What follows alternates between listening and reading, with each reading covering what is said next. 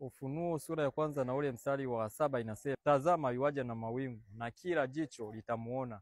Hapa watu wengi, kadri tunavyozidi kuelekea mwisho wa dunia, watu wengi wamezidi kudanganywa na kuaminishwa mafundisho ya uongo. Wanasema kwamba Yesu akija atakuja kwa asili, nao atawachukua watakatifu kwa asili na ataenda nao mbinguni kwa asili, na watabaki waovu wakiwa na mpinga Kristo. Huo ni uongo, na kama unaamini hivyo ujue ushatekwa na mafundisho ya shetani. Sasa ukweli ni huu: Yesu akiwa anarudi atakuja kwa sauti na kila jicho litamuona, na hii sauti itakuwa ni sauti ya malaika mkuu. Hii ni kwa mujibu wa kitabu cha Wathesalonike sura ya 4 na ule mstari wa 16 na 17.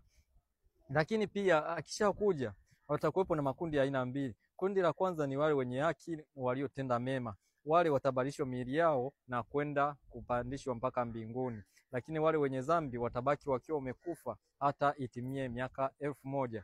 Na wale watu watakuwa kuwa na haki wataenda mbinguni kwa muda wa miaka 1000, na hii ni kwa mujibu wa kitabu cha Ufunuo sura ya 11 na ule mstari wa. Lakini pia tukiendelea kwamba wale watu wenye dhambi watabaki wakiwa wamekufa hata itimie miaka 1000. Hii ni kwa mujibu wa kitabu cha Ufunuo sura ya 20 na ule mstari wa kwanza mpaka na kuendelea.